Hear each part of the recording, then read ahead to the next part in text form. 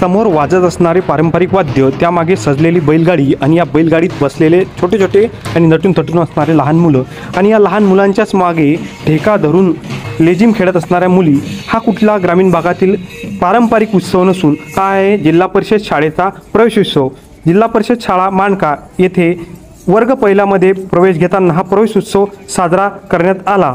खरं तर सध्याच्या युगात जिथं कॉन्व्हेंटचं फॅड वाढतं आहे आणि त्याच युगामध्ये जिल्हा परिषदच्या शाळासुद्धा आता काट टाकायला लागलेल्या असून विविध प्रकारचे उपक्रम आता जिल्हा परिषदच्या शाळा घेताना दिसत आहे। त्याचप्रमाणे शैक्षणिक दर्जासुद्धा या शाळांचा सुधारताना दिसत आहे। चला तर पाहूया हा जिल्हा परिषद शाळा माणका पंचायत समिती खामगाव जिल्हा बुलढाणा येथील प्रवेशोत्सव।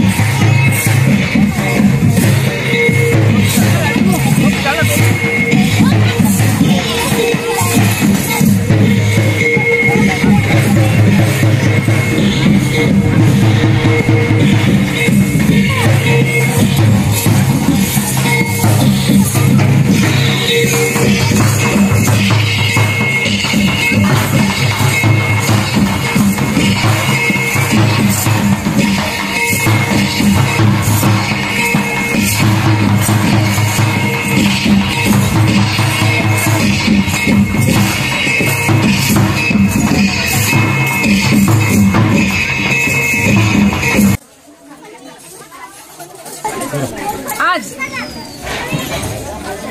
आमच्या शाळेचा पहिला दिवस।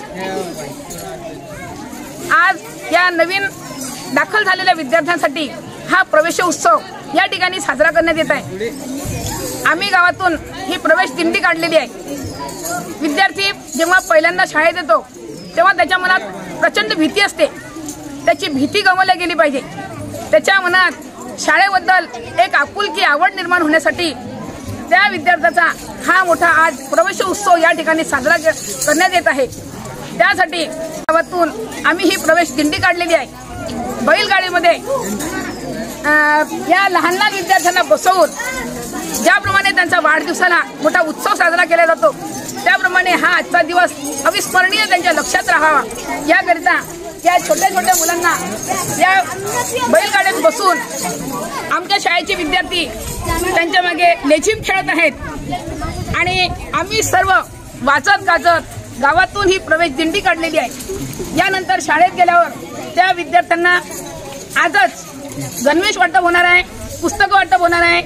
प्रत्येक त्यांच्या आईला बोलवून हर माँ के हात एक पेड़ दिले जाणार आहे, एक वृक्ष लावायला सांगणार आहे। सर्वप्रथम मी या प्रवेशोत्सवानिमित्त सर्व गावकऱ्यांचं अभिनंदन यासाठी करू इच्छितो की यावर्षी आपल्या शाळेत सर्व गावकऱ्यांच्या मदतीनं आणि शाळा व्यवस्थापन समिती ग्रामपंचायत यांच्या मदतीनं सहकार्यानं प्रतिष्ठित नागरिकांच्या सहकार्यानं एक फार मोठा उत्सव इथं उपस्थित सर्व गावकऱ्यांच्या वतीनं होत आहे। आणि सर्वात महत्त्वाचं की जे प्रायव्हेट संस्थेमध्ये जे मुलं जातात त्याचा ओढा आता जिल्हा परिषदकडे येऊ घातलेला आहे आणि एक जमेची बाजू आहे, कारण की शाळा हे टिकल्या पाहिजे।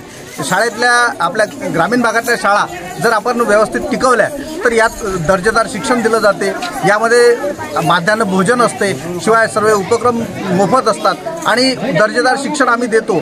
एक प्रशिक्षित शिक्षक इथं असतात आणि त्यामुळे या सर्व शिक्षकांच्या माध्यमातून या गावकऱ्यांच्या मुलांचं एक भवितव्य सुंदर घडवण्याचा आम्ही सर्व शिक्षकवृंद मनोभावे प्रयत्न करू असं मी या प्रसंगी सांगतो। आणि आजच्या प्रवेशाप्रसंगी या गावकऱ्यांनी केलेल्या सहकार्याचं सर्वप्रथम मी अभिनंदन आणि कौतुक करतो आणि थांबतो।